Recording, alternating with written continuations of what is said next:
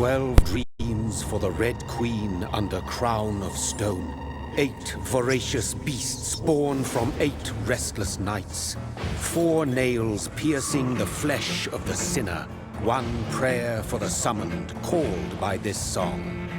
'Tis perhaps the countdown to oblivion for the once proud city of London.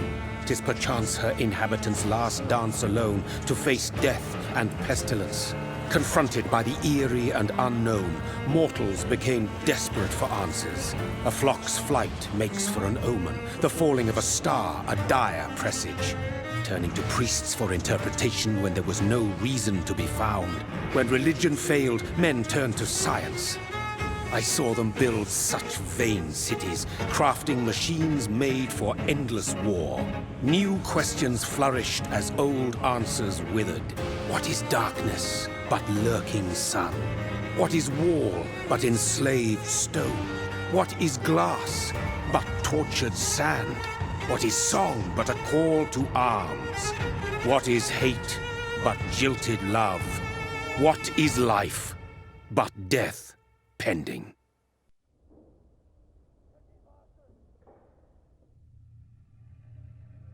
Death.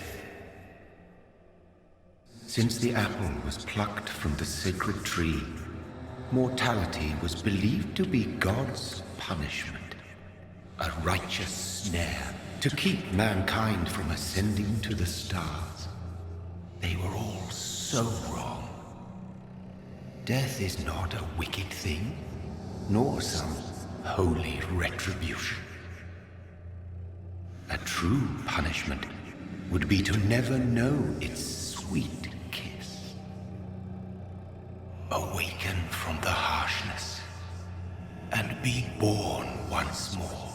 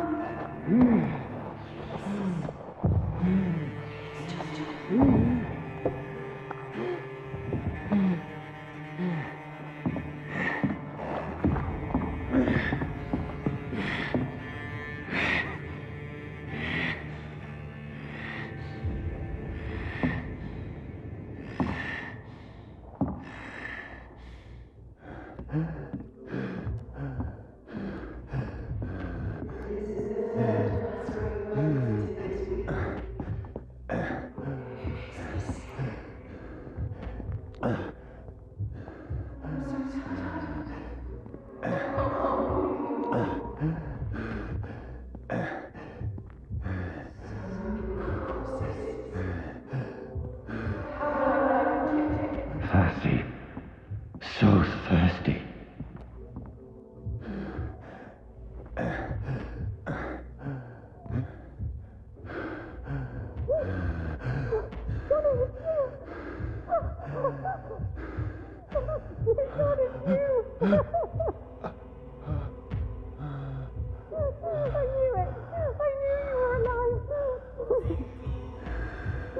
Everything will be fine again.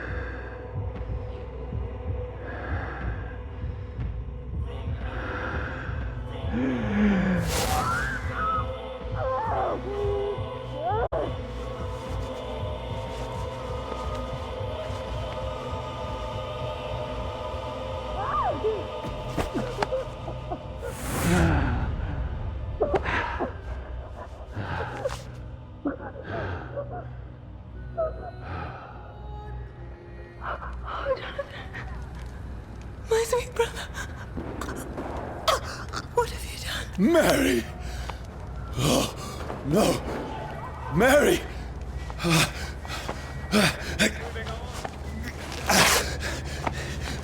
Hold on! Please, hold on! Oh, God. Oh, no. Mary. Mary. No. No, no.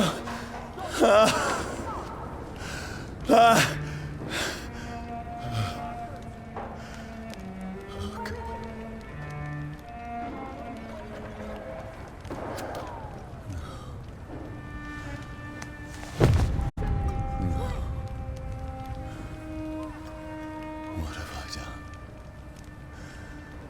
This horror. It's a nightmare.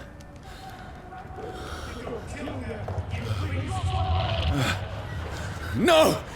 Please, a moment, let me explain!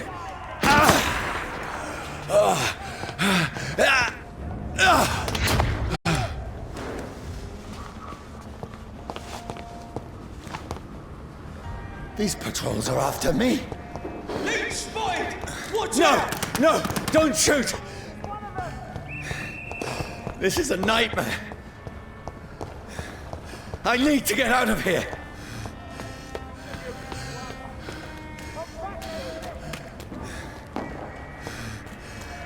This can't be happening. Over there! There's one of those vermin. There's one of them. No! Please, stop! I mean you no harm. I'll send you!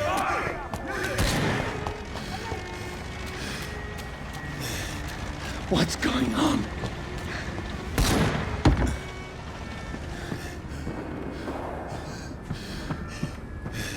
Oh, Mary. What have I done? What's all this about? Shit, where'd it go? Now, I can defend myself. Kill that thing! Over there! Fuck! Who are you? Vermin. Stay back! Sorry, but you left me no choice.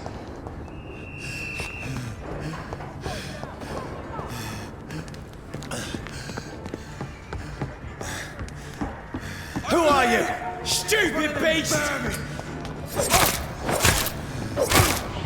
Sorry.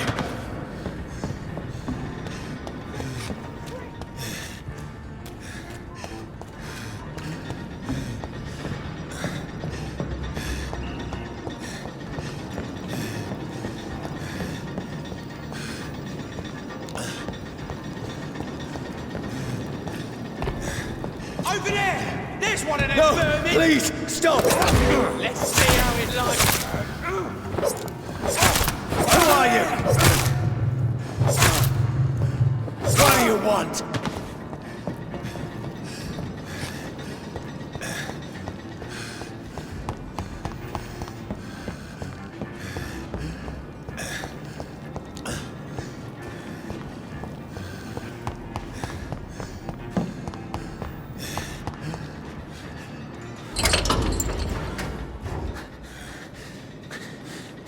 I mean you no harm. I need help. Die, you fucking leech!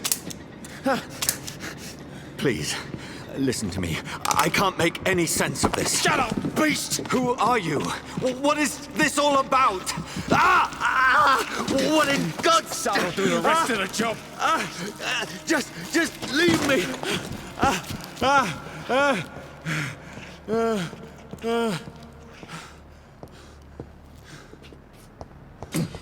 The sun. It feels like it's burning me to the bone.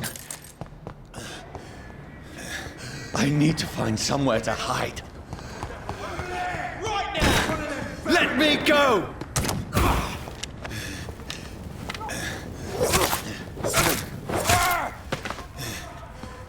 I need to find shelter.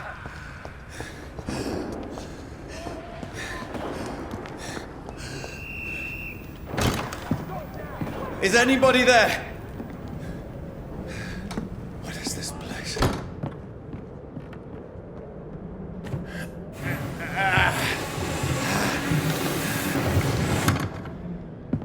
The place seems abandoned. I should be safe enough here.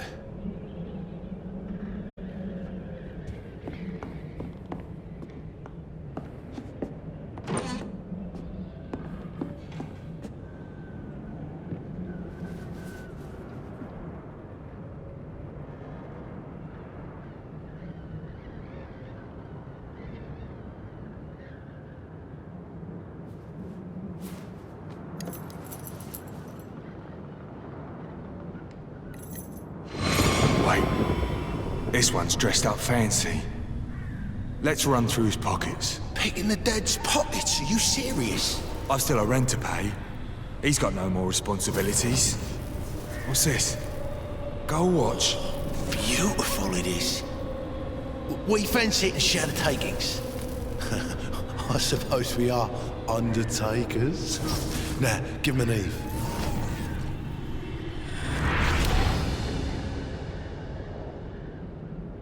That's impossible.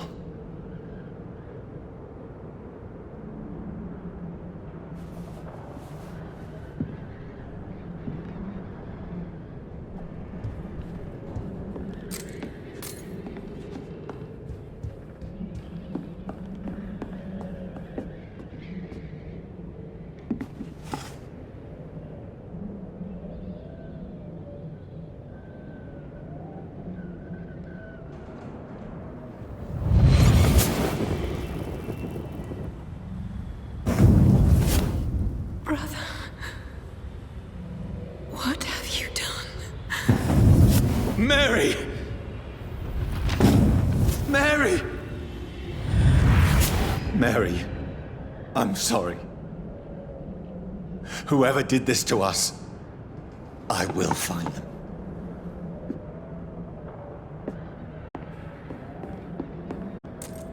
I can almost feel the sun's rays like a physical weight pressing against the wood.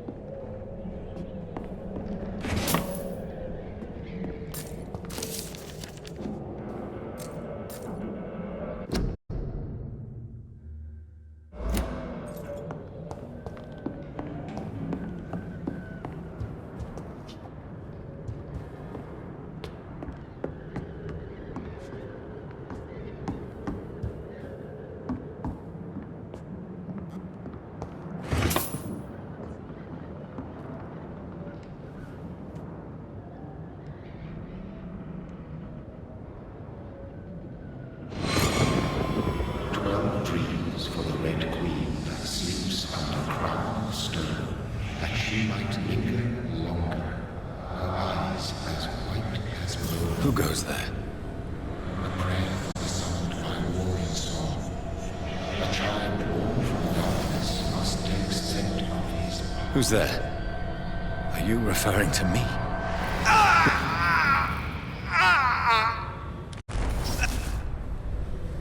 No! No! I still have so much to accomplish.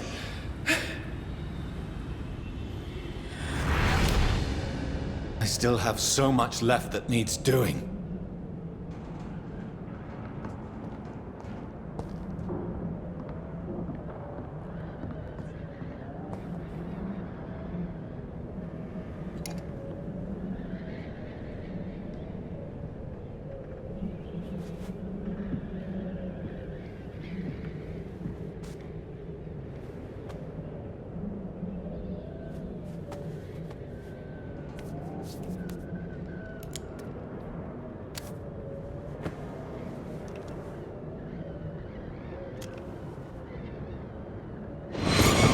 Johnny, this one's lost. We need to leave. And now! No! There's time. I can save him.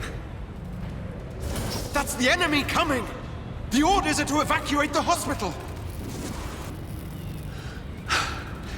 Done. He'll live. And now what? We fight. Killing is a hell of a lot easier than healing.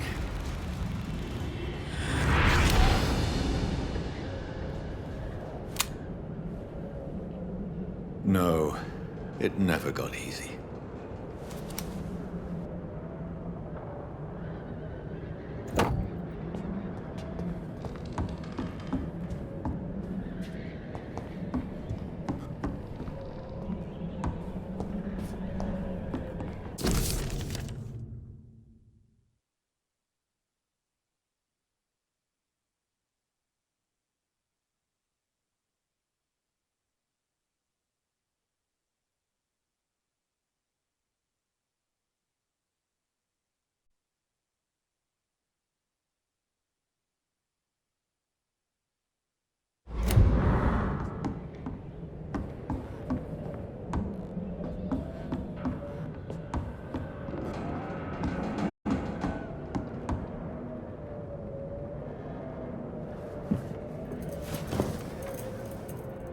This makes no sense. None of it. No sense at all.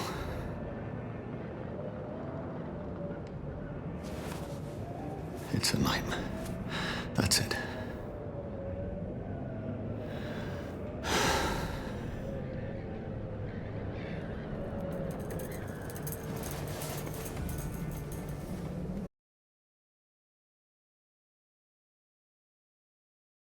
Only.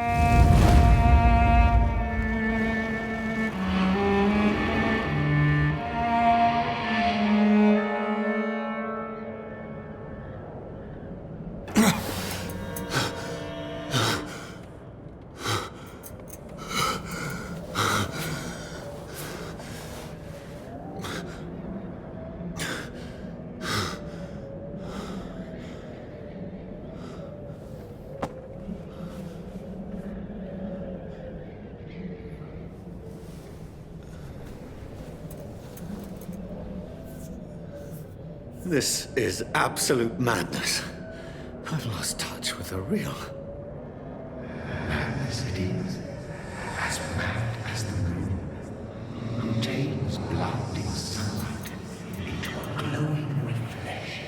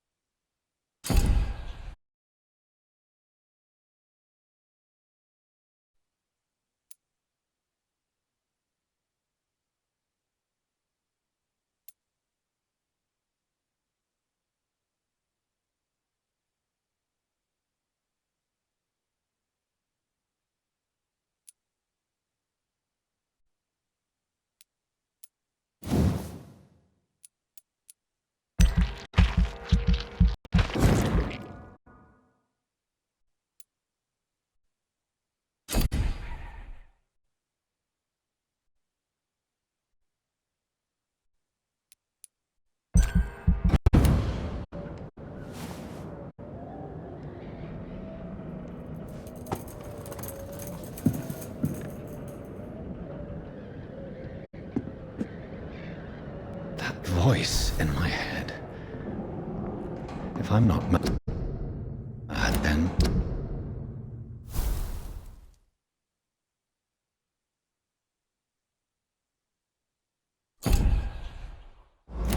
It must belong to the one who made me what I am. I must find him to understand what I have become.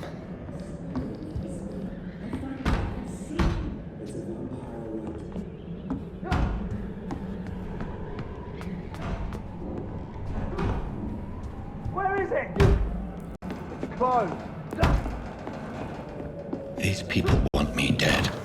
I need to leave now.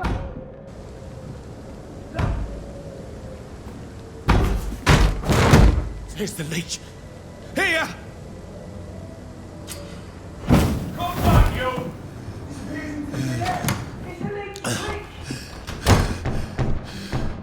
My head's spinning. Oi! Come out, you coward! It's locked, all right.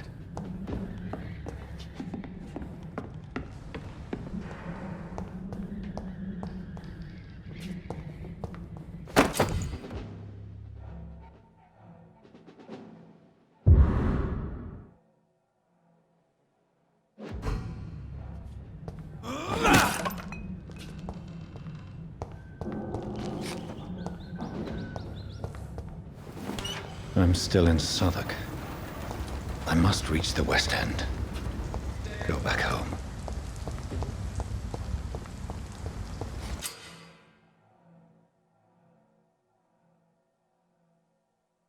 Die, vermin!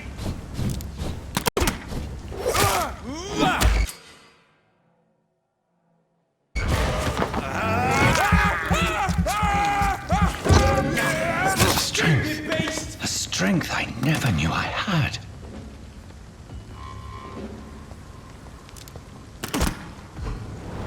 This shouldn't be possible.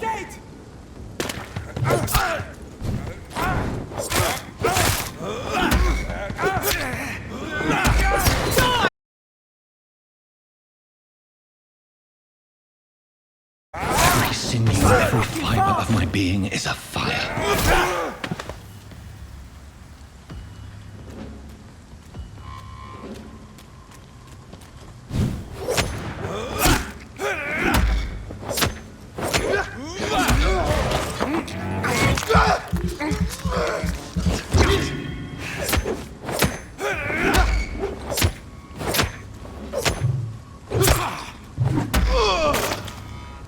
My strength, my reflexes. I'm not human anymore.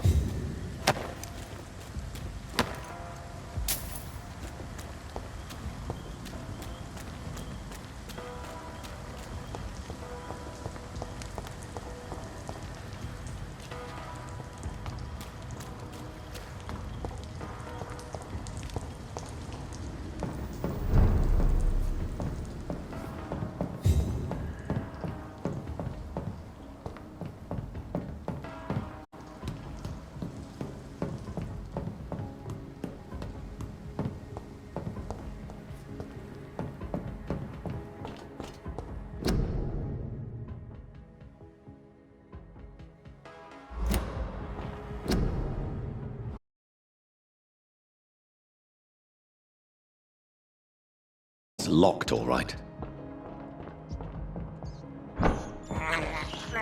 I can't believe I'm doing this.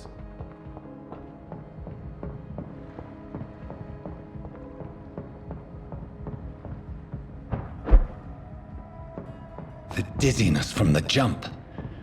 I can...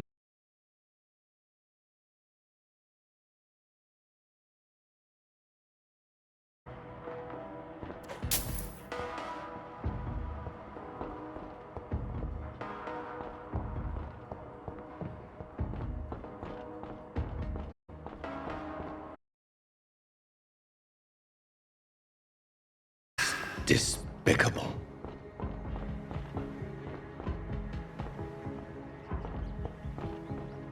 What will London have to say to me?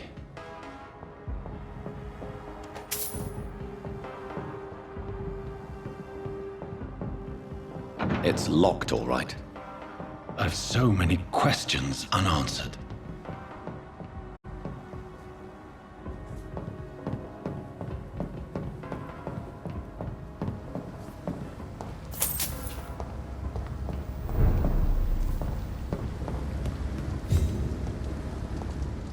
Another corpse. Have the very streets of London become a mausoleum?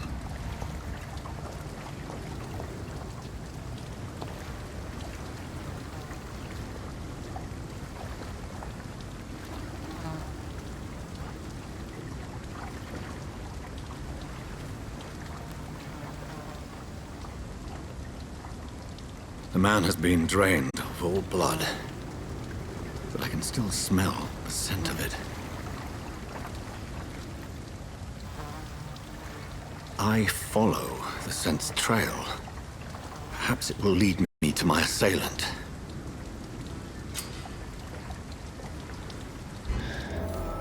Fresh blood. The smell is so strong.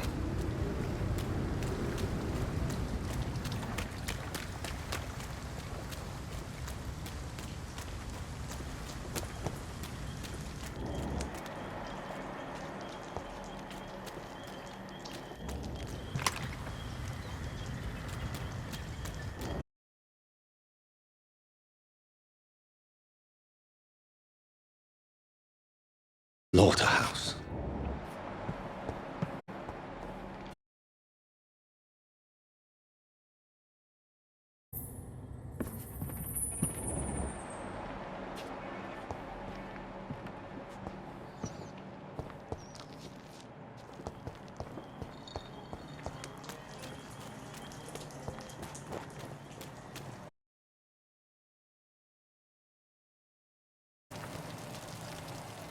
Something dire must have come about.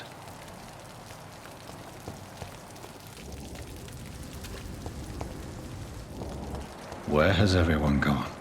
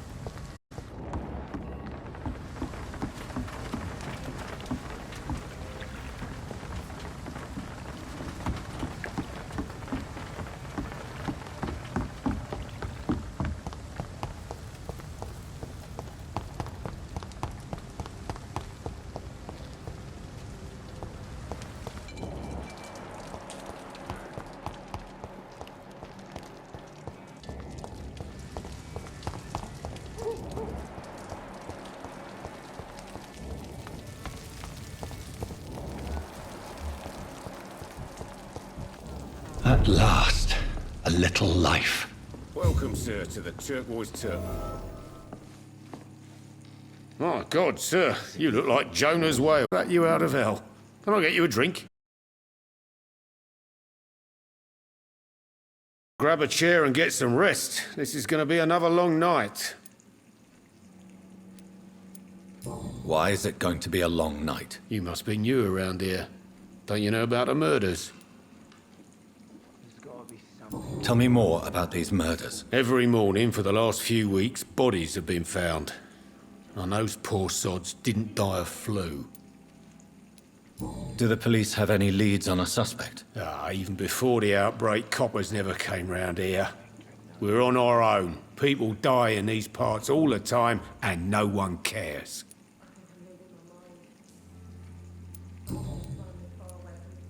Where am I? Where is this place? You're at my bar, sir, the Turquoise Turtle. The last ray of light in this dangerous part of town. So you're open?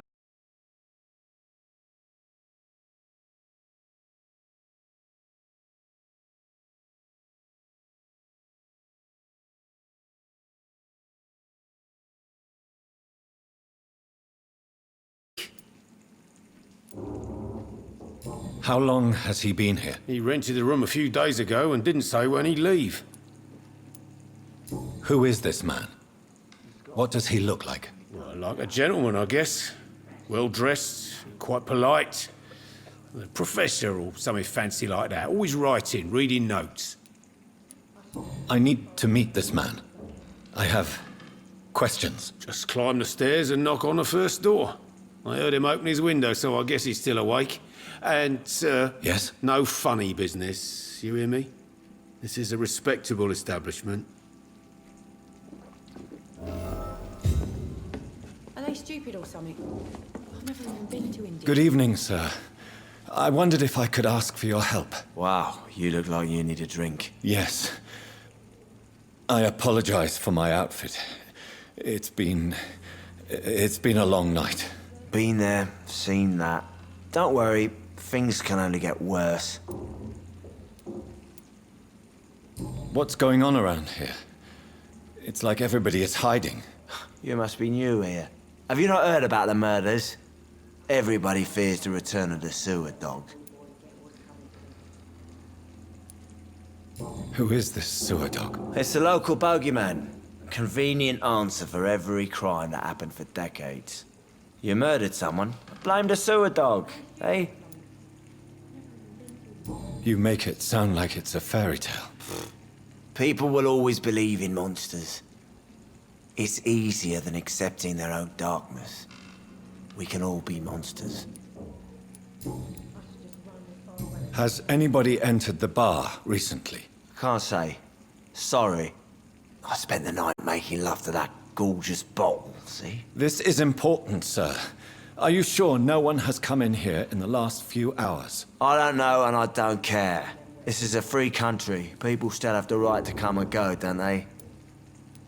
I'll leave you to your bottle then.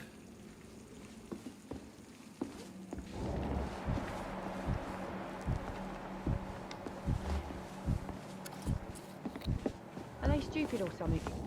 I've never even been to India.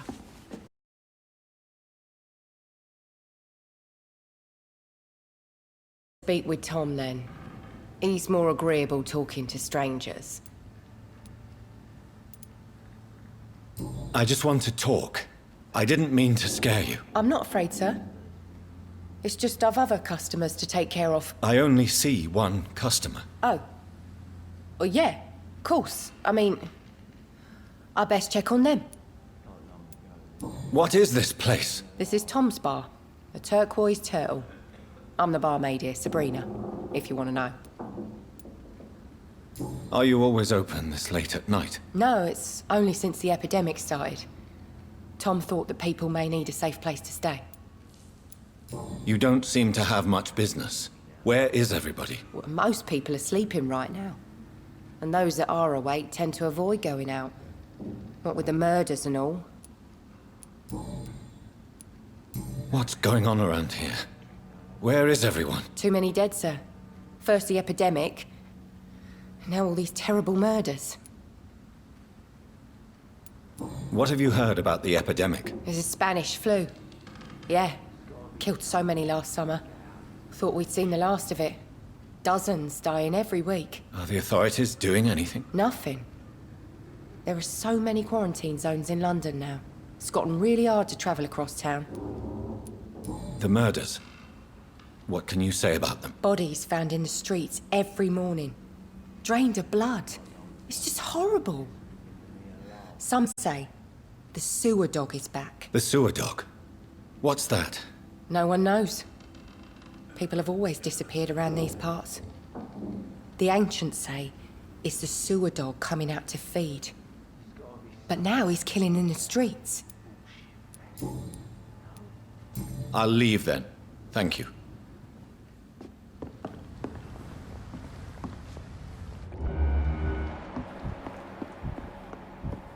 I think I'm losing my mind. I should have gone as far away.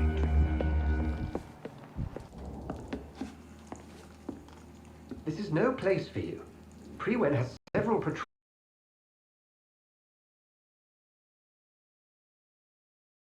Certain? You might as well come in, whoever you are. Slowly, vampire. Who are you? I mean you...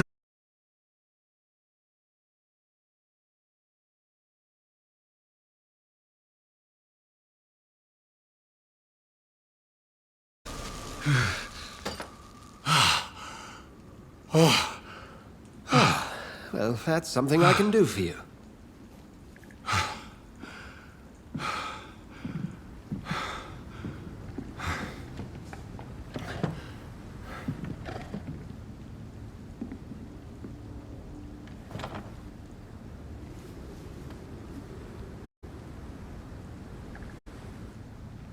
And who might you be?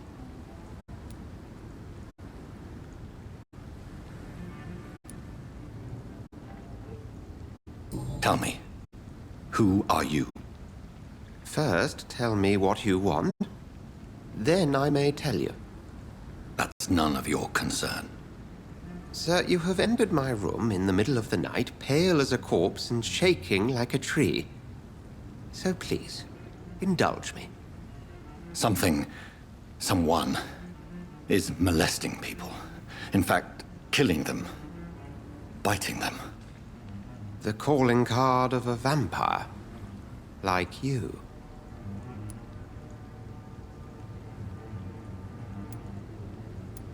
I've been hunted down in the streets and attacked.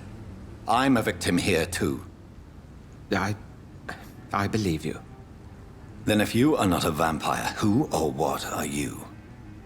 Dr. Edgar Swansea of the Brotherhood of St. Paul. I'm performing an independent investigation here in an attempt to understand precisely what is going on.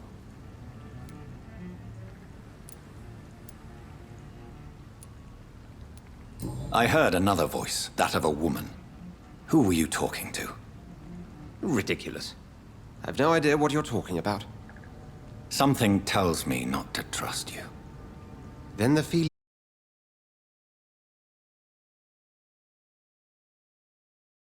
nights ago. Rumors of violent murders. The docs have always been, shall we say, somewhat unsavory. But this is different. How different? A vampire is at work here. Famished. Reckless. It must be brought to ground, and quickly. And what exactly is this Brotherhood? Sir, if the name is not familiar to you, then we shall discuss it another time. Then help me find the culprit. I may. If you'll first tell me why you opened this door. I followed a trail. The scent of blood from a recent victim. It led me here. You thought I was your aggressor. That explains a great deal. We are both chasing the same shadow. A shadow, indeed. Yet I heard his voice in my head. There was a moment I believed I was mad. You should let me handle this affair. You've no idea what you're up against. No. I will find the monster. He is mine. How will you do any better than I? But then let me ask you this. What are your intentions if you find the killer?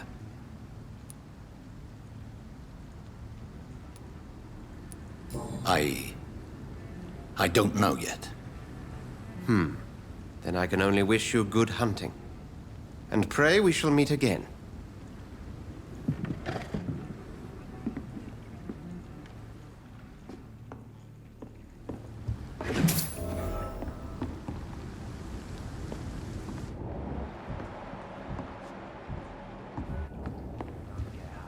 Bullshit mess. No? It's locked. Oh, Jack. He didn't deserve this.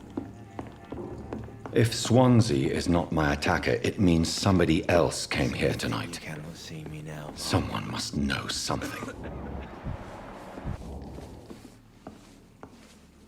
Evening, sir. Can I help you? I have a few questions for you. Well, if you must. I spoke to Dr. Swansea. He's not the man I'm looking for. Now, I want the truth. The truth? What do you mean? I suspect that someone else was here tonight, and I don't think Tom wants to tell me about it. I'm just the barmaid here, okay? If Tom says you're the only visitor we had, then you're the only visitor we had. I can feel your fear, madam. Please, tell me what's going on. It's Will. William Bishop. He came in here earlier tonight and he... Well, I thought he was going to clock someone. Why are you so afraid? I mean, his skin. His hands. I scrubbed every glass and every chair that he touched. God, I hope it's not contagious. What happened tonight? He was dead drunk, as usual. But my God, his eyes. His face. He must have caught something awful. He shouted and cried. It was terrible. Tell me about this William Bishop. Will was a sailor who worked at the canning factory before he lost that job. A nice bloke, really. He's never been violent. Until tonight. Why keep it a secret? Why not tell me about it? Tom's nothing if not loyal. After Will lost his job, he offered him one ear. They used to be good mates. But recently, Will started to get very aggressive. I see. Thank you for your candor. I'll be sure to talk to Tom.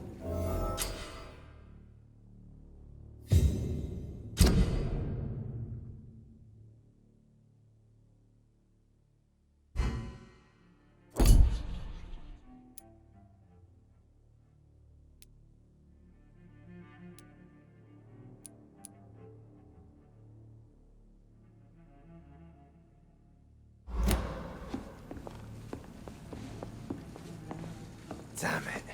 I think drink. Welcome back. Did you find what you were after? I can't say I have. Are you sure no one else came into your bar before I arrived? Hey, I told you, you were the only other stranger I've had.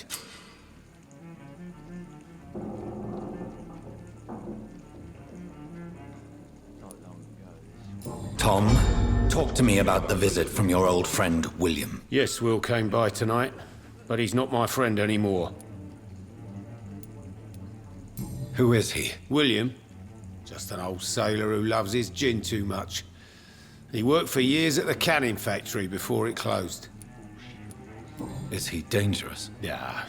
Like many drunks, he's all bark and no bite. He can barely stand up most of the time. How was he tonight? Was he different? Sicker than usual, perhaps. He whined and mumbled about how mean people were to him and how he'd like to talk to me outside, and then he left when I refused. Why lie to me if he is not your friend? I didn't lie. I said you were my only unannounced customer, and that's the truth. I need to find him. It's a matter of urgency. Do you know where he is? You could try his boat. It's up by the North Pier. He sleeps there when he's too drunk to get home. Please describe him to me. What'd you expect? He's a tall, sick bastard with a bad rash and torn old clothes. William used to be strong. Now he's a mess. Thank you, Tom. If you see him, tell him I don't want him back here unless he cleans up his act, okay?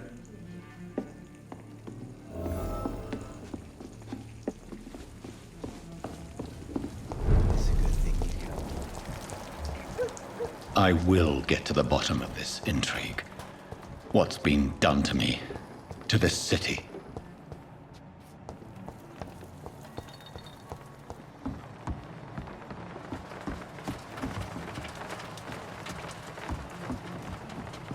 The body is still warm.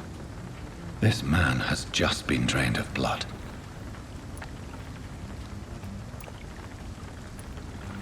Blood and empty gin bottles. This bishop fellow is something of a heavy drinker. What's this? Some sort of note. This man was armed. He tried to defend himself.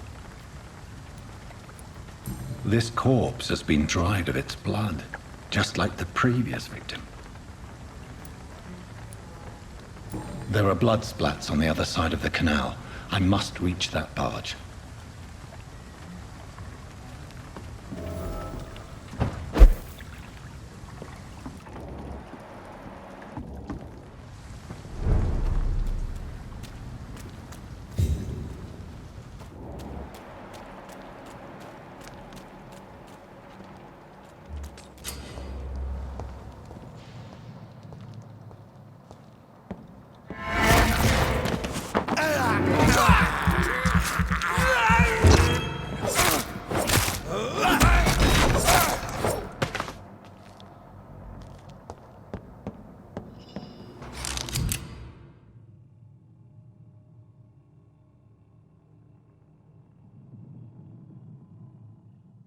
Ammunition crate. Good. I may need a lot of bullets. I feel like I'm back on the front line again.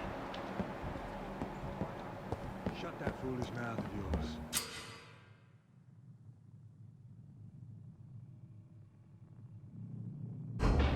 Yep.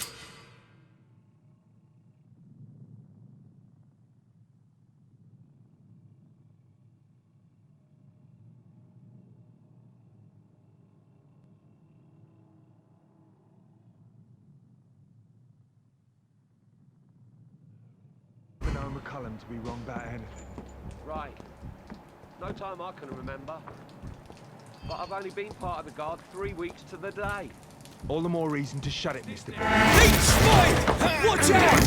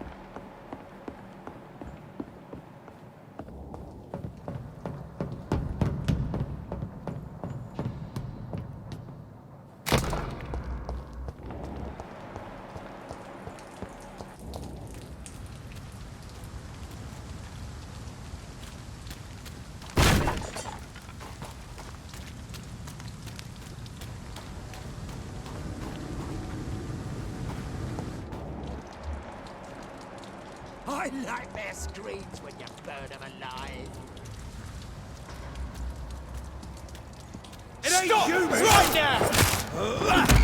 Get their weapons ready! We found one! Over there! There's one of them vermin!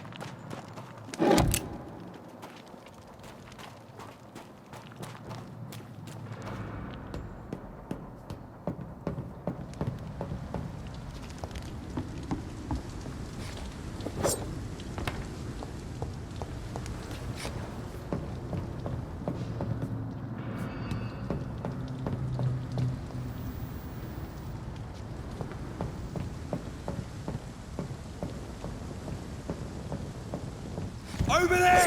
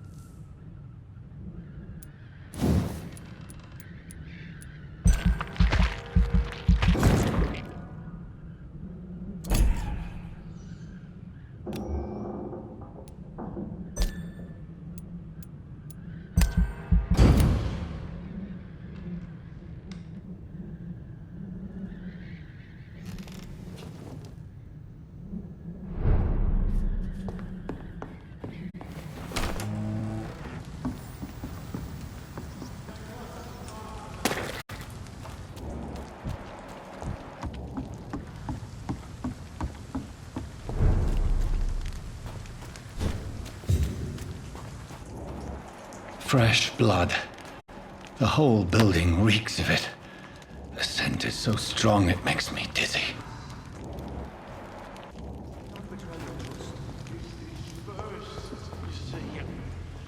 I needed to drink. I'm so thirsty. As one, we shall overcome this.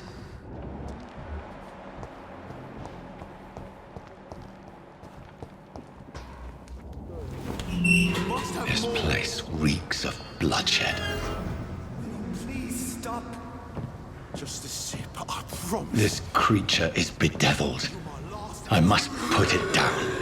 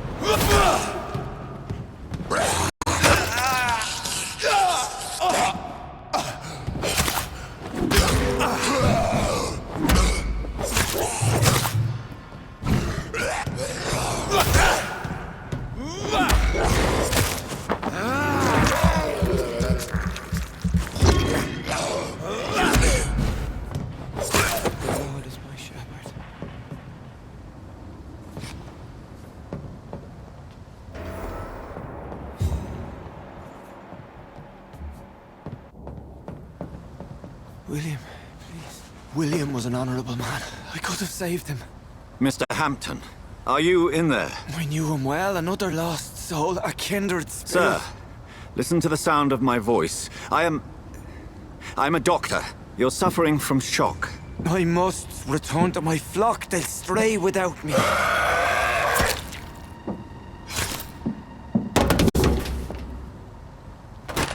Remember, certain skulls are every bit as resistant as we are. Who are you? What do you mean by Skal? You truly are a newborn. I should have realized. Wait. You are the woman from the bar. Are you... like me? Can you help me? I believe, sir, I already have.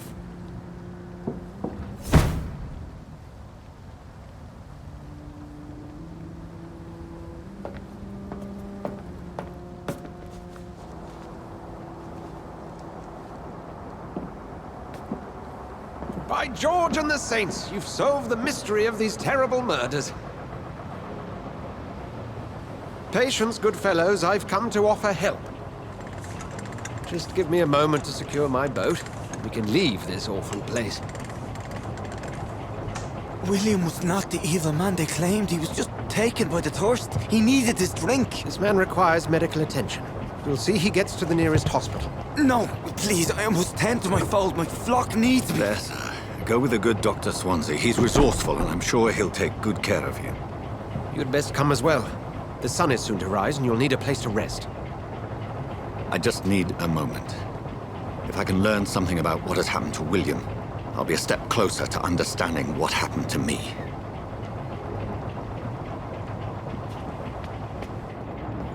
This poor creature can't be my maker. Could it be some subspecies of vampire? I must find a place to analyze the blood.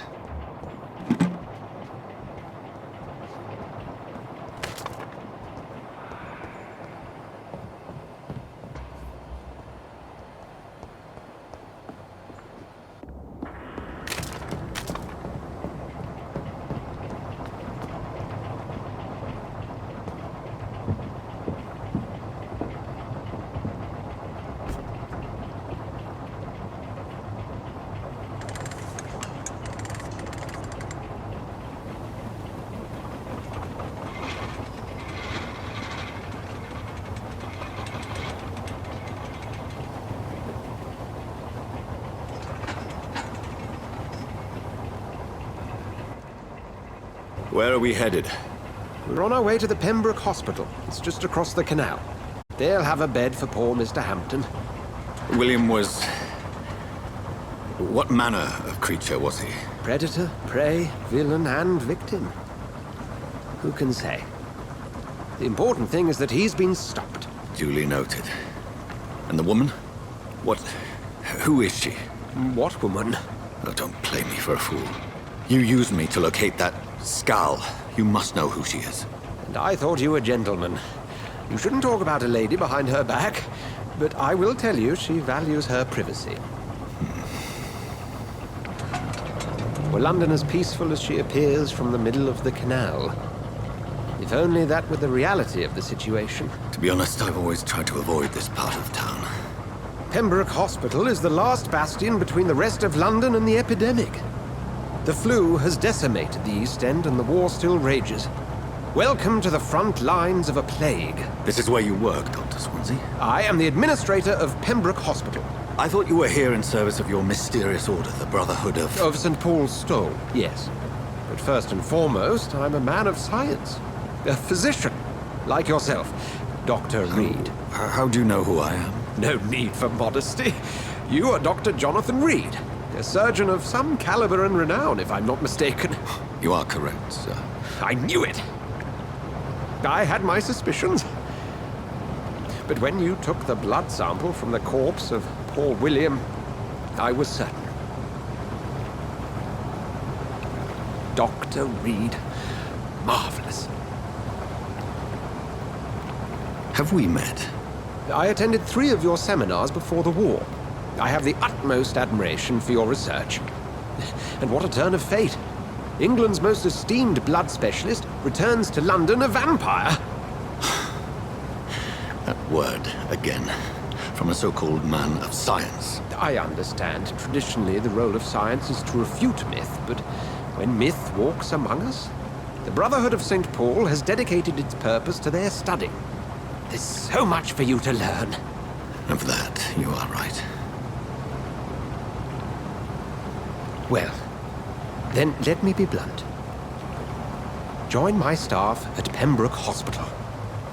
As a physician. I suspect you'll not find a better post of employment to contemplate your predicament. This is sudden. I was returning home to see my sickly mother. But alas, that was before contracting this... affliction. Dr. Reed, take a moment to consider. The post would be for the night shift, providing a good explanation for your absence during daylight hours. You'll be adequately reimbursed, and have a place to hide. I even had the forethought to bring some clean clothes. So, what do you say? It seems I have little choice, but yours is a generous offer, so I thank you. Brilliant! Oh, Jonathan, this is one for the book, and the beginning of a beautiful friendship.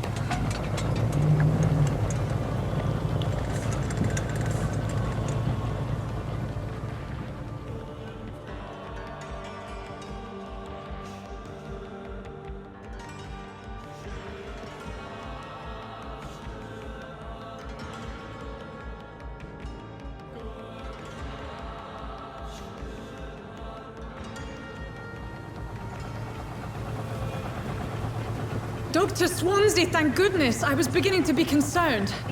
Worry no more, Nurse Crane, for I bring good news. Oh, Doctor, what a night. We lost 2 more patients. Nurse Scow said she couldn't take it anymore and resigned. Yes, well, I'll make a new rota in the morning. In the meantime, find a good bed for Mr. Hampton. Be sure to pay attention to his needs. Of course, Doctor. Oh, and Dorothy? Yes, Doctor? Dr. Reed here has just returned from the front. He served King and Country and will be joining us here at Pembroke. We're very lucky to have gained a surgeon of his talent, and one so experienced in blood transfusions. That is good news indeed, Doctor. Oh, yes.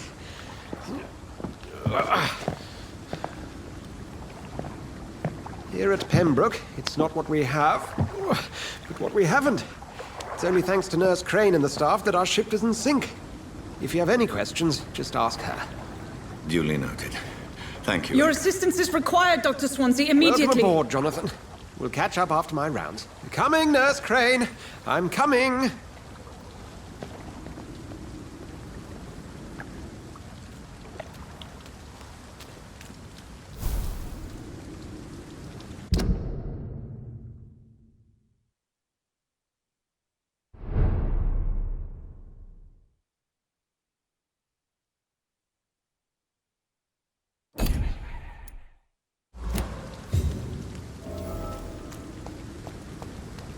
I cannot enter.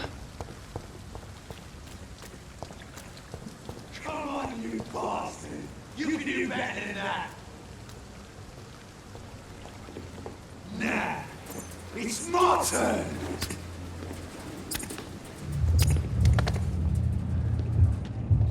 Rotten or pristine, each heart contains the seeds of life. Drink at this river, try it all.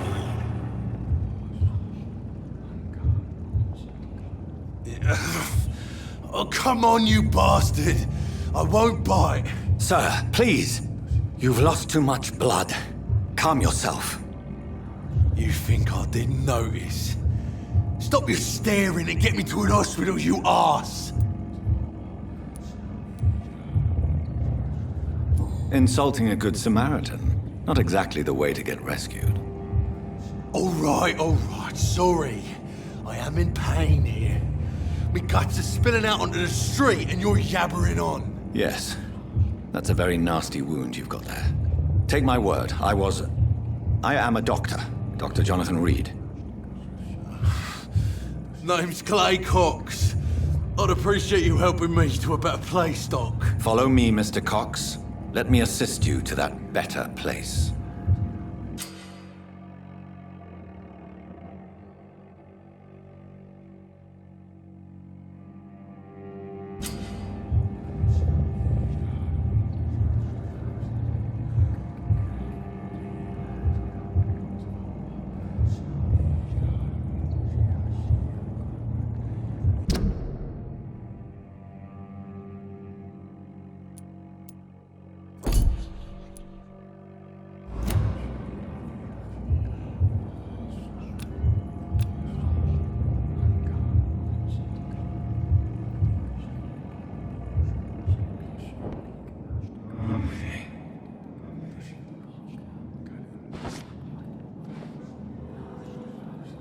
Bring this fading light into the shadows.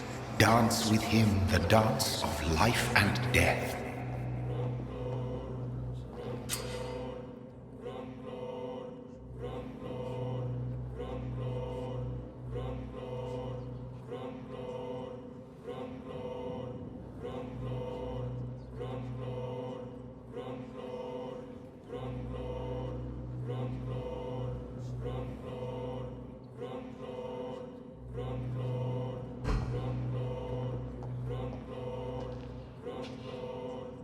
No more. Not tonight. Not like this. I will not take another life.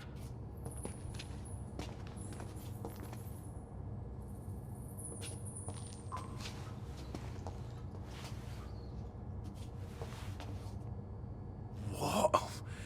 What happened? Did I black out?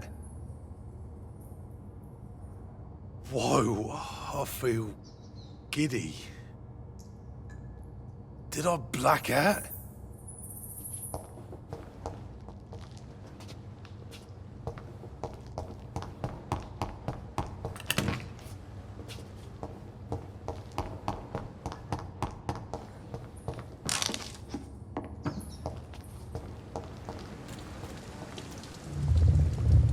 It is wise for the huntsman to sometimes let his prey go, but no famished hunter can run for long.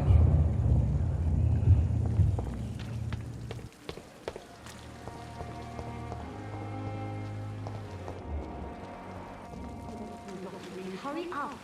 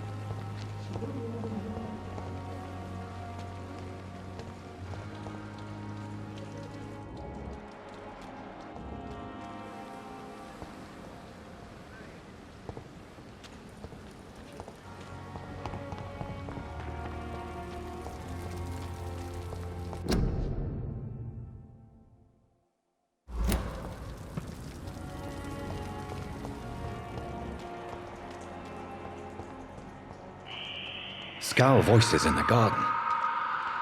I should investigate. If they were to find somebody...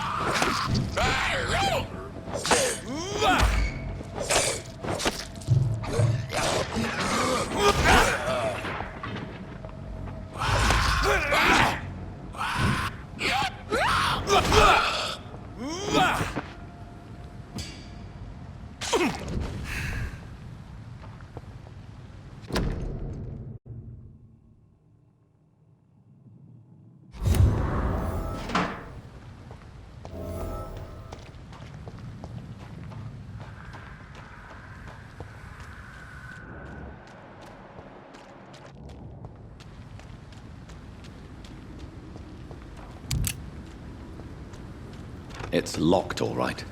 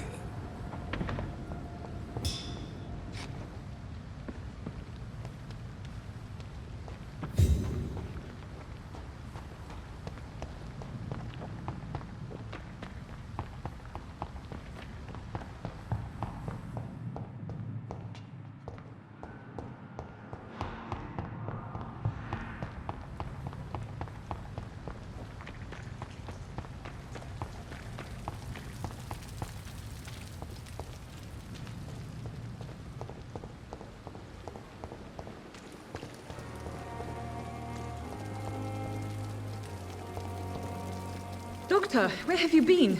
I've little time to play hide and seek with new staff members, no matter how illustrious they may be. I found a wounded man by the docks. He answers to the name of Clay Cox. He requires urgent medical attention. Already making the rounds? That's the Pembroke spirit. I'll ask our porter, Milton, to bring him back immediately. Thank you, nurse. What can I do for you? Dr. Swansea insisted we provide you a quiet office. You'll find it on the second floor with your name on the door. Thank you. Nurse Crane, isn't it? Yes, Dorothy Crane. Welcome to Pembroke Hospital, Dr. Reed. Your office has been prepared. I would like to ask a few questions first.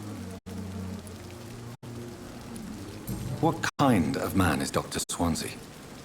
Well, you accepted the job from him. I thought you would have known about your employer.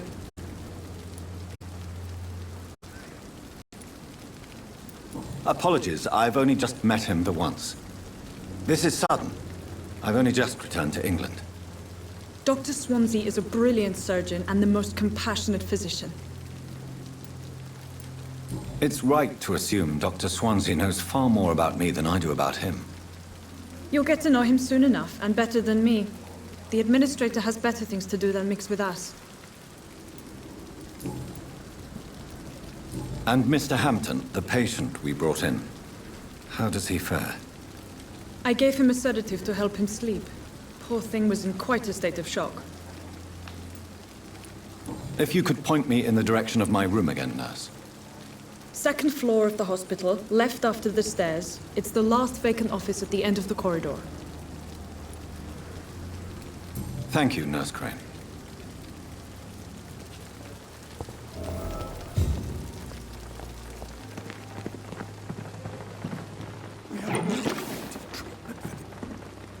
Good evening, sir. So it is true. The famous Dr. Reed has joined us. I can't think of any better news during these terrible times. Do we know each other? Actually, yes. We met once before, at the Rockefeller University in New York. Dr. Tippett, yes, I remember. I was assisting Professor Carell in his research about coronary bypasses. He had nothing but praise for you. He was also very confident about your future. And look at you now. Eminent surgeon and blood transfusion specialist.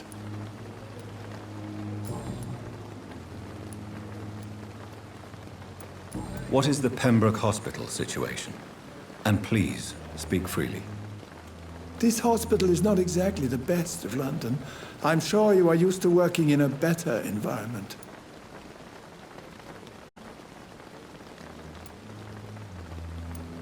It's more than enough. In any case, the personnel of a hospital are much more important to me than the building. Don't be misled by appearances, Dr. Reed. This hospital does not lack talented people. It just lacks hope. What can you tell me about the staff in the hospital? Some are really good, and others are not so good. But during this troubled period, there is no time for slander. I prefer to focus on the positive character traits. Any opinion about the management? I don't always agree with Dr. Swansea's reserve, but I must admit he does all he can to keep this facility running during this crisis. Ah, yes, the burden of command. I was fed up with this concept while serving as a medical officer. Don't get me wrong. Swansea's a good administrator. I just wish he would get out of his office now and again. Tell me more about cherished people, then. Nurse Brannigan is a pearl. She is the most helpful and dedicated nurse I've ever worked with. A clever and cheerful woman. You really seem to admire her skills. I'll go even further. If she was a man, she would be a damn fine practitioner.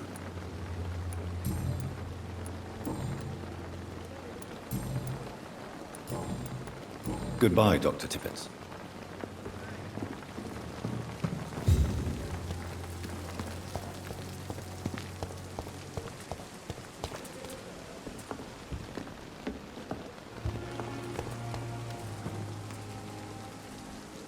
Good evening, sir. I'm Dr. Jonathan Reed. I'm new here. I've already heard about you, Dr. Reed. I'm Milton Hooks, the ambulance driver for this shithole of a hospital. That's quite a blunt introduction, Mr. Hooks. You can call me Milton. I like to speak my mind, Dr. Reed. Perk of the job. Don't judge me, and I won't judge you. I'm not sure I understand what you're talking about. Well, I'm no doctor, but I'm pretty sure a gun can't be used as a surgical instrument. You have a keen eye.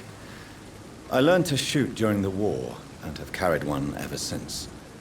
Old habits die hard. No need to explain, Dr. Reed. And if you ever need a better gun, remember, I may have something for you.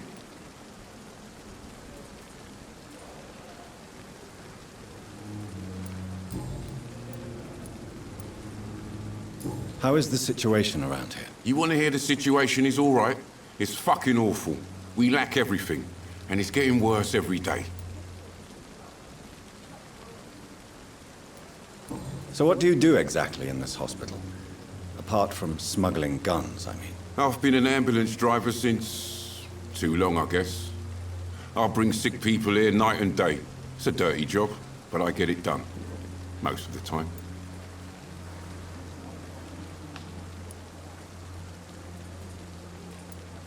Since you're on the front line, how is the sanitary situation in this vicinity? It's a complete disaster. It's even getting dangerous to enter some streets or buildings. Even the locals attack you. It sounds like things have been a bit rough recently. What's happened? Yesterday I got attacked by the patient I was bringing here. I escaped through the hospital's garden, but I lost my wallet when I was running. You left an infected patient outside the hospital? That's incredibly dangerous. Go there yourself if you want, but be careful, Doctor. I'd rather not bring your dead body back.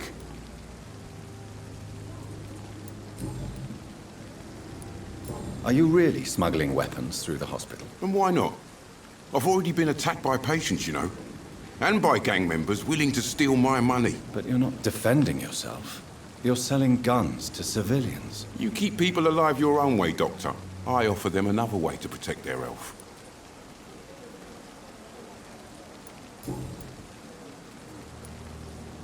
I have some good news, Milton. What?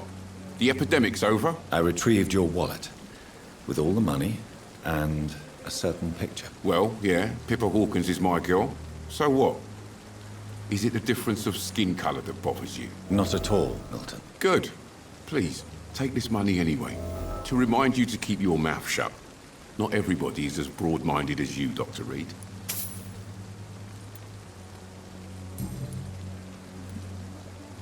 What's going on between you and Nurse Hawkins? Pippa's tired. Tired of all this shit. Tired of all those corpses piling up. She's as depressed as I am.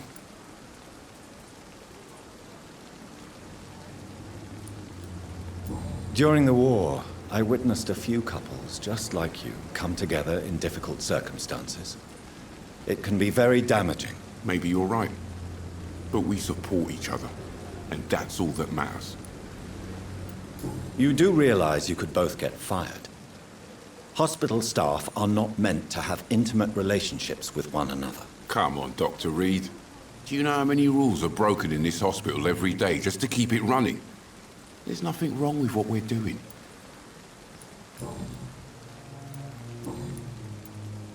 I'd like to see your goods. Wise choice, Dr. Reed. A reliable gun is what everybody needs these days.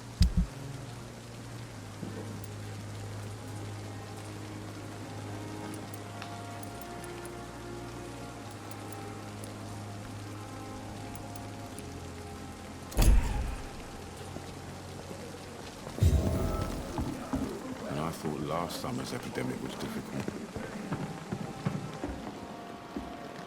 Good evening, nurse. I'm Dr. Jonathan Reed, the new surgeon here at the Pembroke. Dr. Swansea has already told us about you, sir. I'm Nurse Gwyneth Brannigan. Welcome to the Pembroke Hospital. Did he really? It's a good thing I wasn't hoping to keep a low profile. All members of staff have already read about your new blood transfusion technique. Dr. Swansea made sure of that. I see. Well, I'm a little surprised, but I suppose I'll just have to deal with this unexpected notoriety. You must know, blood transfusions are Dr. Swansea's primary subject of research. He is convinced it is the future. How are things here? Not good, to say the least. We're struggling against an invisible enemy, more lethal than any bullet from a gun. It's hard, Doctor. An invisible enemy? Quite a poetic term for a disease, especially from a nurse. Sorry, Doctor. These last few weeks have been exhausting. We could all do with a good night's sleep. Do you think this hospital can survive the epidemic? We are all volunteers here, and we're trying to hold fast, but how do we beat an invisible killer? Some nurses have already resigned.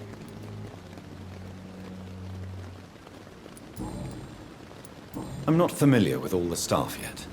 Perhaps you could help me. Brilliant professionals, most of them. Dr. Swansea has a gift for recruiting talent. Most of them. Is there a problem I should know about, nurse? It would be inappropriate for me to speak ill of a colleague. Nurse Brannigan, if you do know something, please tell me. Anything you say will be held in confidence. No. I may disagree with some conduct, but in the end, everybody is doing their best. Is there anyone that stands out? Well, I have never met someone as dedicated as Dr. Tippett's. He should be a standard for us all here. If only he were younger. Why should his age be a problem? I guess it's fair to say he's always pushing himself to the limits. He just doesn't know when to stop and get some rest.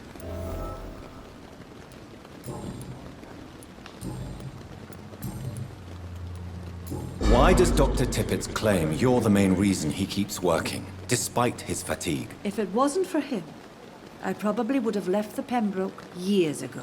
Dr. Tippett does not think of you as just a nurse anymore, does he? If you're suggesting he's not taking my gender into consideration when it comes to medical practice and knowledge, I really hope he doesn't. Goodbye, nurse. Call me if you need assistance.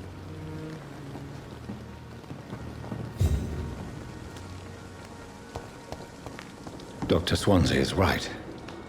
This place seems perfect to conduct my research.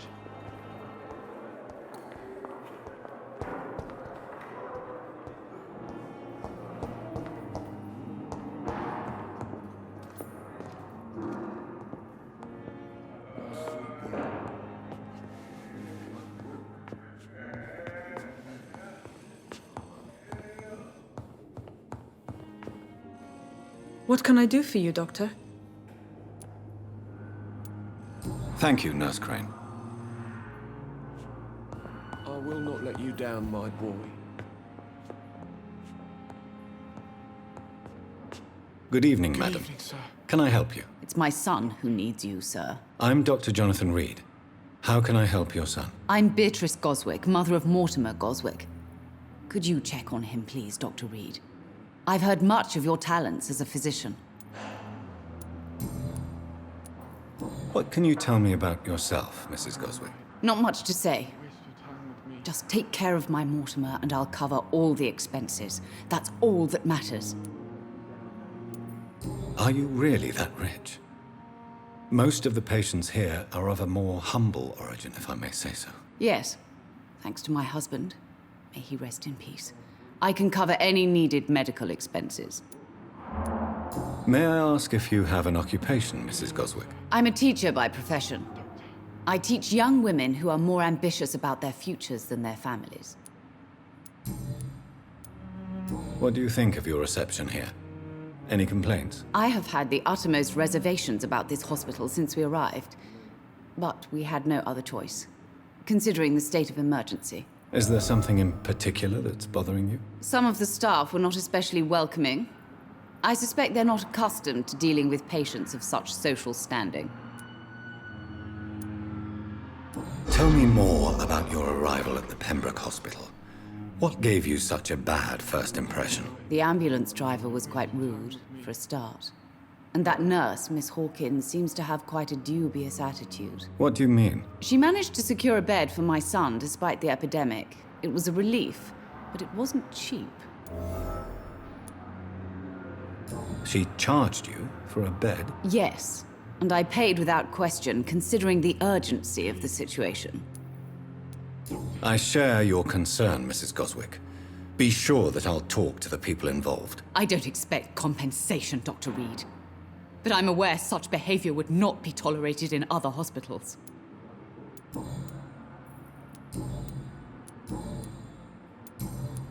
Goodbye, Mrs. Goswick.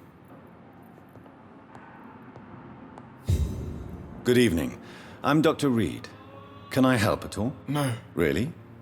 Why are you here, then? I don't want to talk. My throat hurts too much. I suppose that this pain is the reason you're here. Is someone taking care of you? Yes. And no. Could you at least tell me your name, sir? Mortimer. Mortimer Goswick. How painful is your throat, Mr. Goswick? So painful I'd rather not talk at all, Doctor.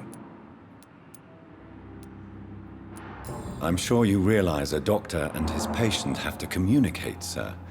Would it help if I gave you some paper and a pen? Not really. I see. Then maybe it's not just your throat that hurts, Mr. Goswick. Perhaps your sore throat is just the consequence of something more hurtful. Yes, maybe. But I don't want to talk or even write about it now. Why did your mother have you hospitalized here? She seems convinced this is a bad hospital. My mother just wants the best for me. She won't rest while I'm here. She'd go all the way to hell and back to help me. Is your mother bothering you? As your doctor, I can ask her to leave you alone if you would prefer. That's tempting, Doctor. But you have no idea what my mother is capable of. She would tie herself to my bed if you asked her to leave. Pembroke Hospital may look unorthodox, but rest assured you're in good hands here. It's not me you have to convince, Dr. Reed. It's my mother.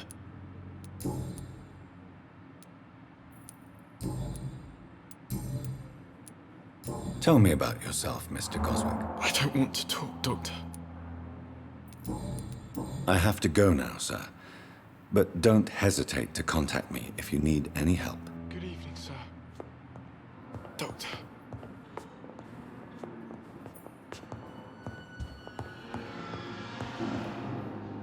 Good evening, sir. I'm Dr. Reed. May I help you? I don't know if a third opinion is needed. Your colleagues are already arguing about my condition. I see. Would you mind telling me more about your situation? I'm Harvey Fiddick. All I want is to get me bloody arm fixed properly.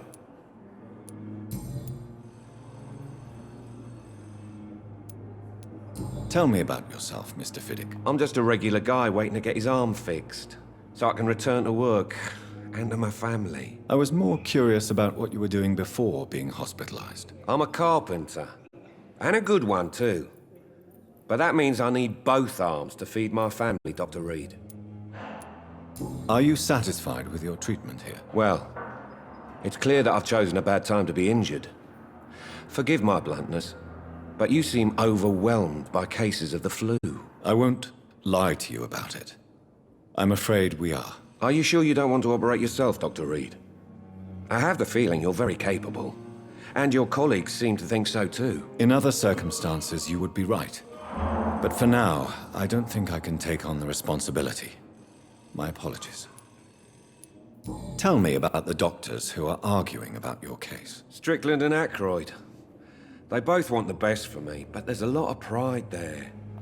Doctors are no different from carpenters, it seems. What do you mean? I often had professional arguments with rivals on a building site. Difference is I disagreed about wooden nails, not flesh and bones. Goodbye for now, Mr. Fiddick. I'll see you later. My sweet girl. Good evening, sir. Reads me like a book. I never could keep anything from her.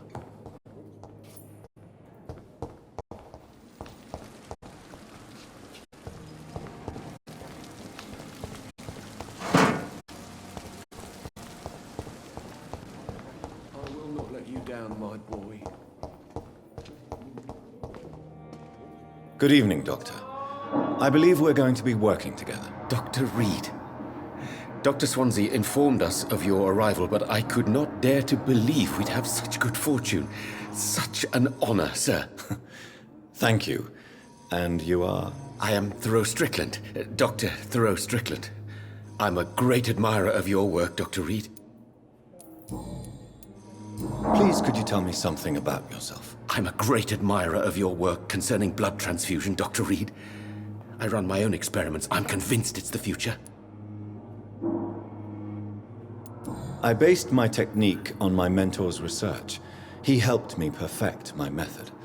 What is yours? I'd rather not talk about it. For now, it's just theories and first approach. My process is purely experimental and unsuccessful. As long as you're cautious and methodical, you may remain empty-handed, but you won't fail. You're not the first one to warn me, but I am convinced knowledge is the main weapon against the ravages of this epidemic. What made you choose to be a doctor? I'm not ashamed to admit you and your work have inspired me. I am honored to have the opportunity to work by your side.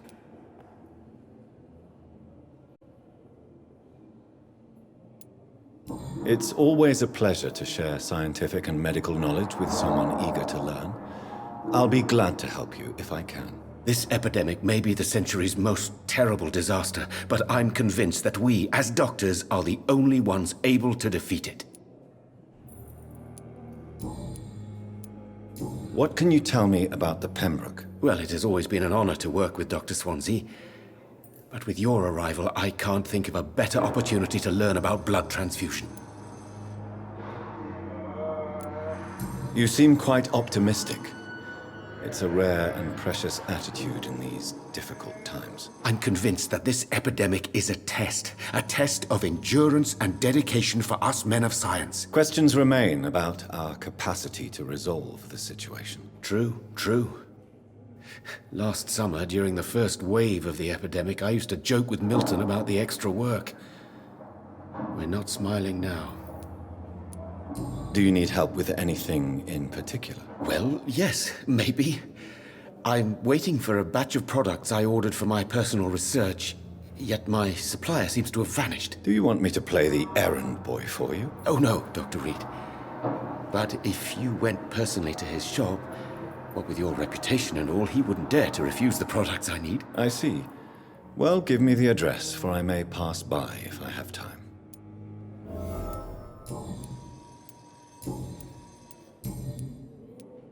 Tell me more about your willingness to experiment with new medical techniques. Harvey Fiddick is a patient suffering from a severe injury that could cripple him if not treated correctly. I'm convinced your blood transfusion technique could help him. What is it you really want? To save him, or to prove your point? Fair question. I want nothing but to save my patient, Dr. Reed. Especially since I know Mr. Fiddick's story. This personal involvement could also appear to be a lack of impartiality.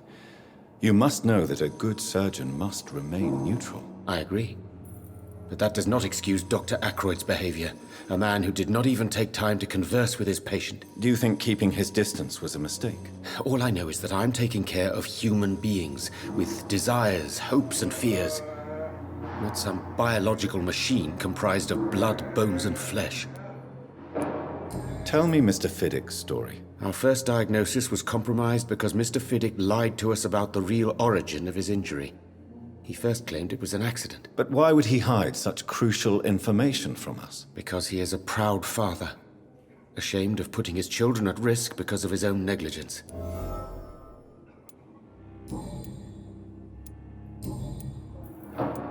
Goodbye, Dr. Strickland.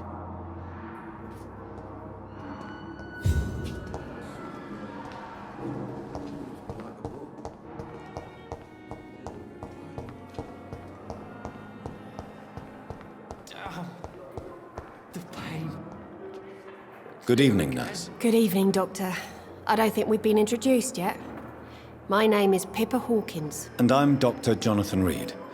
Dr. Swansea has recently offered me a position in this hospital. Well, it's a euphemism that your help will be appreciated, Doctor. You're gonna be fine. We're here for you. How would you describe the situation at the Pembroke Hospital? It's serious. The flu is wreaking havoc amongst the staff and patients. We are running out of everything. Nurse Hawkins, the Spanish flu won't last forever. Even the Black Plague didn't kill everyone. I wish I could believe you. But what if this epidemic was worse? What if in the end, nobody was spared? You must get a hold of yourself, nurse. Sorry, I'm exhausted. No one has any idea when this epidemic will be over. How long have you been a nurse? Well, long enough to see that the epidemic is winning. And no matter how qualified you are, don't tell me you'll change that.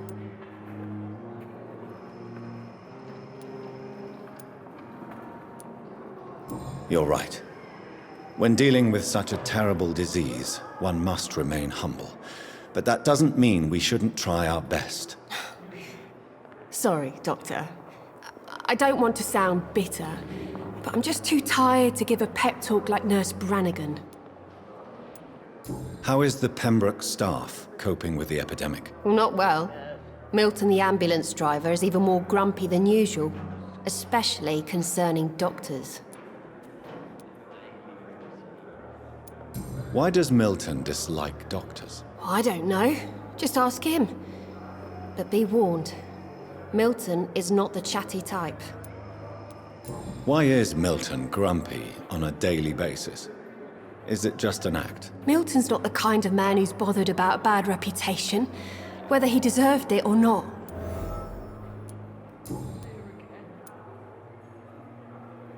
Pepper, I know you're very close to Milton Hooks. Yes, Milton Hooks is my man. If you want to report me for that, just feel free, Doctor. I have no intention of reporting you, Nurse Hawkins. But are you aware of the risks? The rules say I won't be allowed to work as a nurse anymore. But here at the Pembroke, we break rules all the time. Is he worth the risk? Hey, I'm no perfect woman, and Milton is not the finest bloke. But we do our best to get by. That's all any of us can hope for nowadays.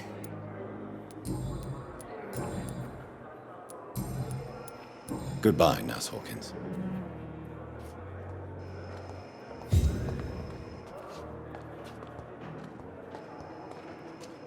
Good evening, sir. Can I help you? Unless you're here to fix my face. No. I don't think you can help me. I'm Dr. Reed. I've recently taken the position of head surgeon here. War injuries, am I right? You guessed right, Doctor. German shell took my pretty little mug right off. But they still call me Thomas Elwood. How is your stay with us, Mr. Elwood? Oh, it's bliss.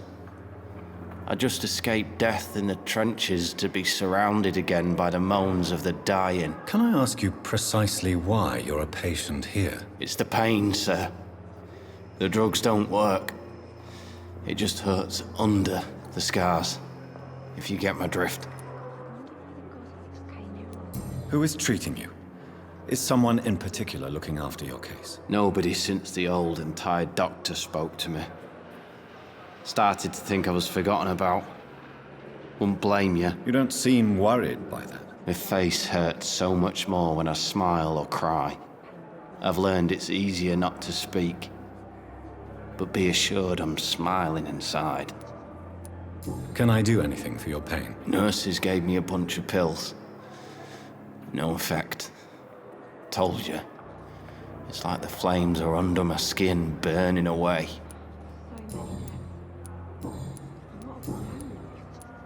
Where were you stationed, sir? Did you serve for long? I really don't want to talk about all this shit. No offense. I was pushing too much. I served in France myself. I just wanted to know what happened to you. You were an officer, weren't you? Then I doubt we fought the same war, sir. No offense. Goodbye for now, Mr. Elwood. Damn. The pain. Good evening, Mr. Hampton. How do you feel? Dr. Reed, is it? Oh, Sora, I must apologize for my behavior. What do you mean? I was not myself in the factory. Fear and exhaustion made me say awful things to you, I'm afraid. You remained perfectly nice and polite. A little delirious, perhaps. But who wouldn't be after enduring an abduction? Thank you, Doctor. That's a relief. Now all I need to do is rest and return to my flock.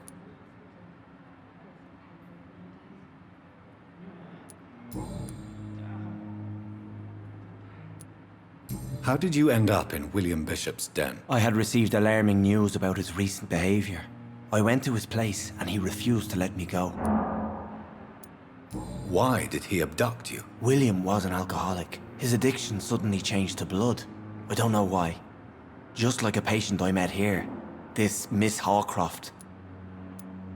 You dared to enter this awful place alone. You're a hero, Mr. Hampton.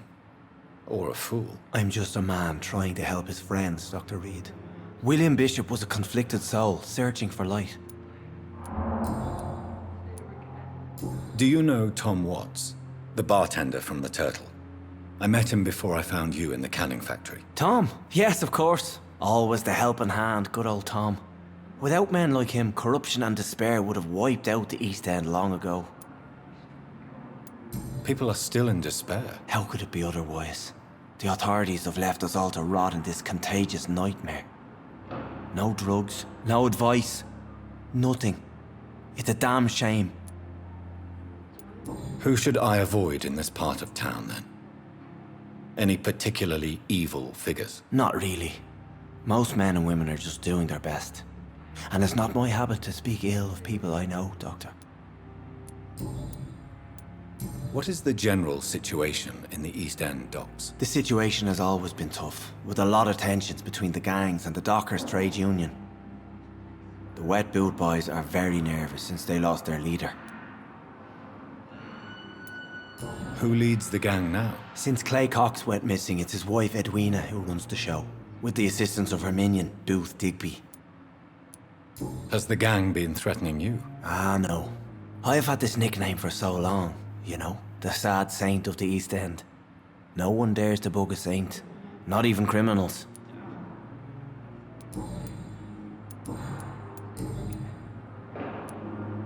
How do you feel, Mr. Hampton? Medically speaking, I mean. I feel exhausted. Beyond exhaustion, actually. William drank so much of my blood in his madness. I feel empty. You're in good hands here. Dr. Swansea is well versed in blood transfusion, and I'm sure he'll take the best care of you. Thank you, sir. I believe all I need is rest. And then I can go back to the people who need me. What do you do for a living, Mr. Hampton? I can't help but notice the cross around your neck. I manage a night asylum for the poor and homeless of the docks. And I try to guide the lost and hesitant on the right path to our Lord. Are you a priest, Mr. Hampton? A deacon, maybe? Not at all, Doctor. I'm just a man of faith willing to preach the good word. Why didn't you use your cross against William Bishop? To repel him somehow? That's a very strange question, Doctor. A cross is no magical token, if that's what you were trying to say. Not mine, anyway.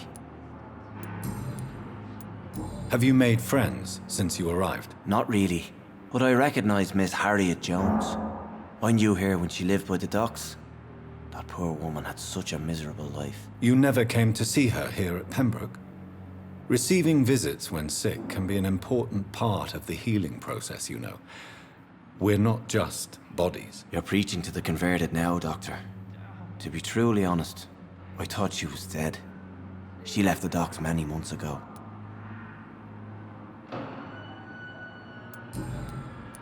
Goodbye, Mr. Hampton.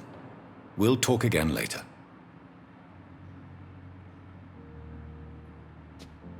A giant morgue disguised as a hospital. Fear and disgust Pembroke on every nowadays. street corner.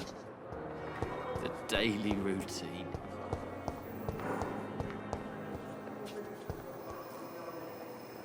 Good evening, miss. I'm Dr. Reed, the new surgeon at the Pembroke Hospital. And who are you? Your name has no meaning to me, mortal. You're nothing but dust blown by the winds of eternity. I beg your pardon? What are you begging for, mortal? My clemency? Well, tonight maybe I'm inclined to mercy.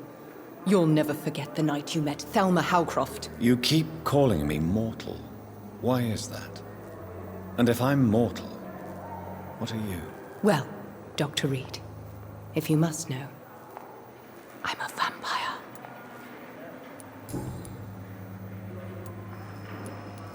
And why do you believe you're a vampire? I don't need to believe anything. It is what I am. It is what I feel within this hollow shell of flesh.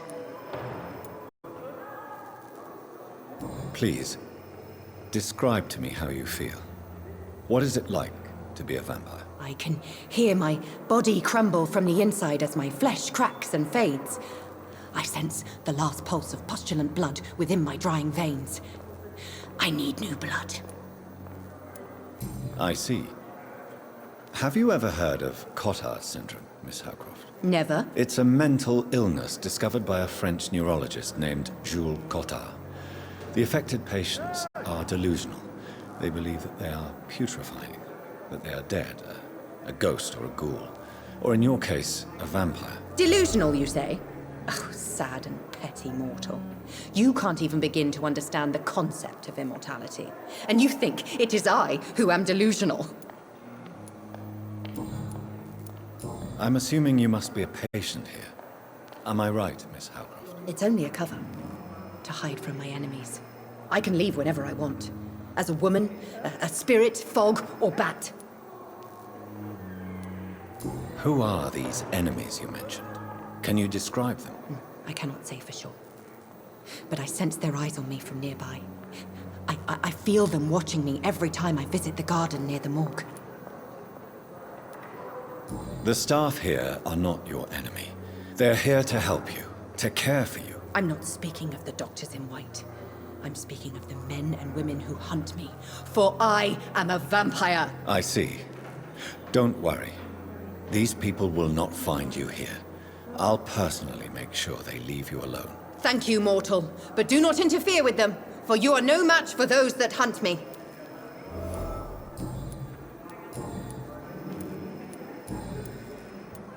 Who are you really, Miss Howcroft?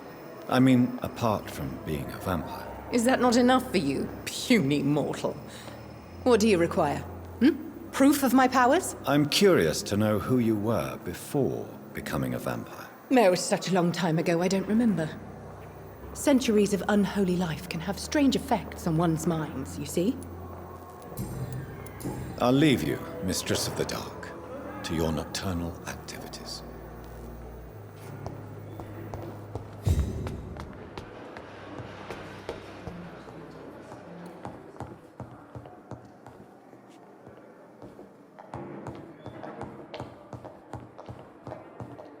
Not now!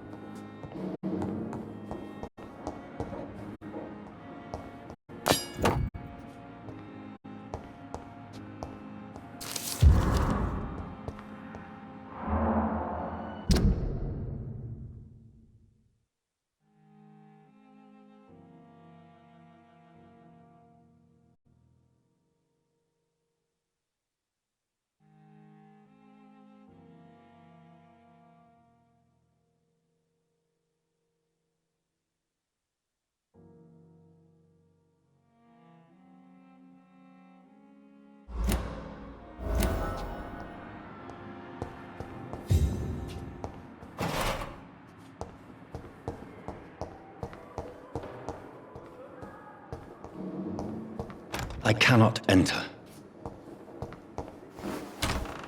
This must be the place. It's definitely away from prying eyes. Relegated to the shadows. A kingdom of my own. At least I won't be sleeping in a coffin.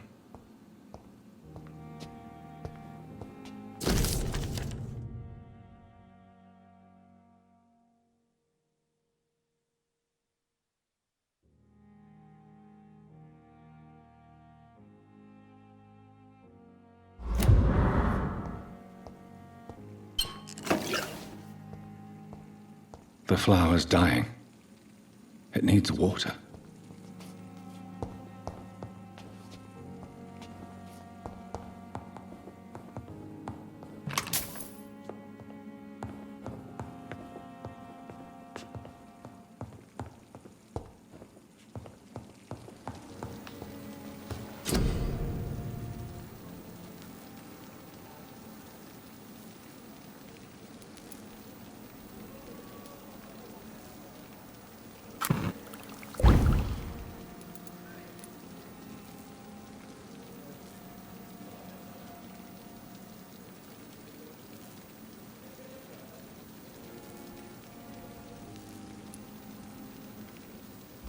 William Bishop's blood is much more unstable than human blood and shows extensive mutation. But this is not what happened to me. I must keep on searching. The sun is about to rise. I can feel it. I'll continue tomorrow night. I have so much time now.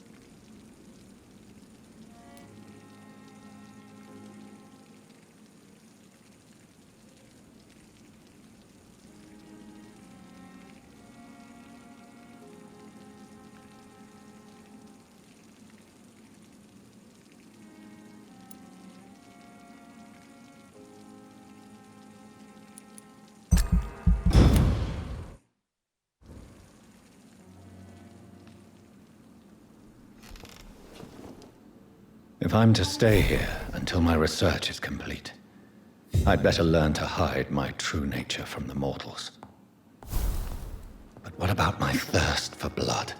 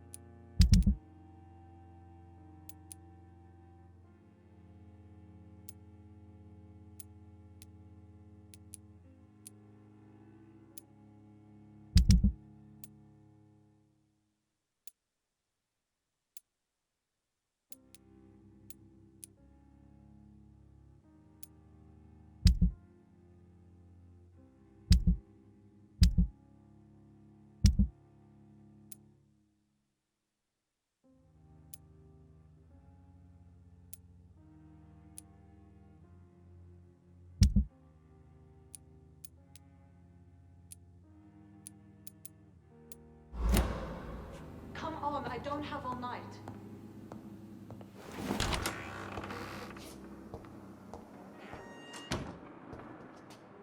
Yes, Nurse Crane? How can I help you? I'm so sorry. I know Dr. Swansea wanted you to rest, but we have somewhat of a crisis. A crisis, you say? Our supply of antiseptics is nearly depleted. I was hoping there was another box up here, but...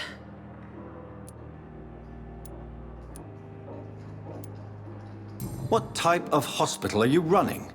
No antiseptics? You have been away too long, Doctor. With the war and now this epidemic, supplies have been running scarce for months now. I may have a solution. In France, during the war, drugs shortage was a daily problem, and we had to use our wits to overcome the shortages. However do you mean? If combined correctly, Certain household chemical products can be used in a pinch instead. Now, where's the hospital storeroom? The storeroom? Fat chance. This is the Pembroke, and space is luxury we don't have. Everything used to be stored in the old morgue. Perhaps I should look there first. Where is this morgue? It's the large building behind the hospital. You'll need to go in the back door because it's been sealed off for sanitary reasons. Take this key. It opens a small back entrance at the end of a narrow street. The abandoned morgue behind the hospital. A small door at the end of a narrow street. On my way then. Thank you, nurse.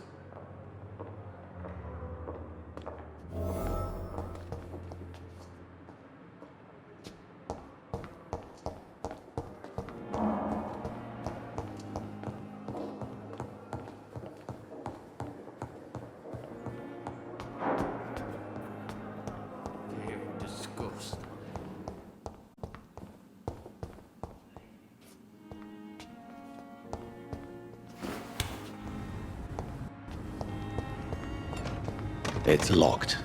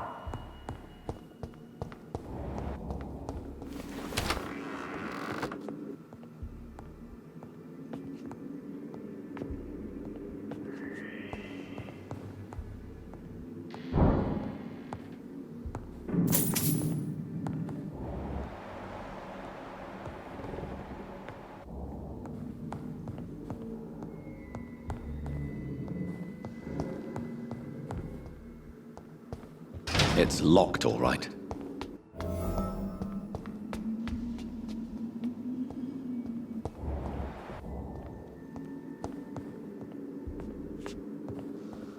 Balls of Mars. Fortifiers. As popular as they are ineffective. But they do contain iron tartrate, and that might prove itself useful.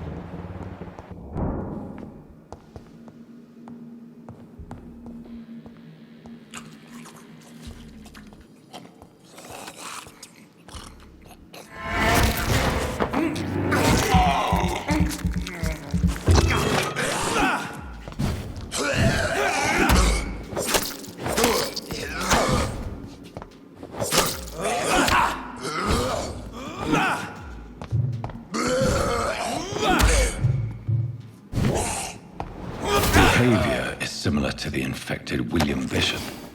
Must be the same strain. This sickness moves faster than influenza.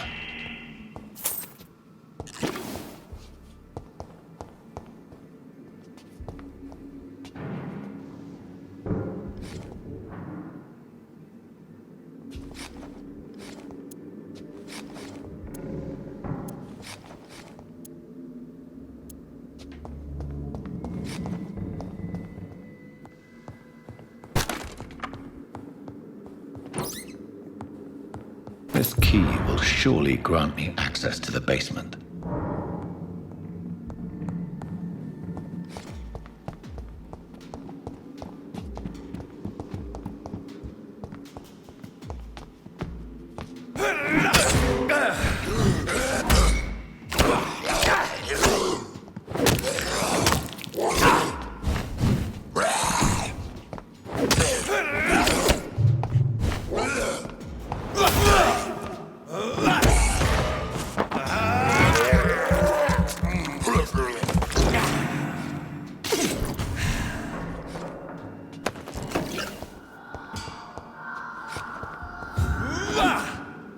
It's locked.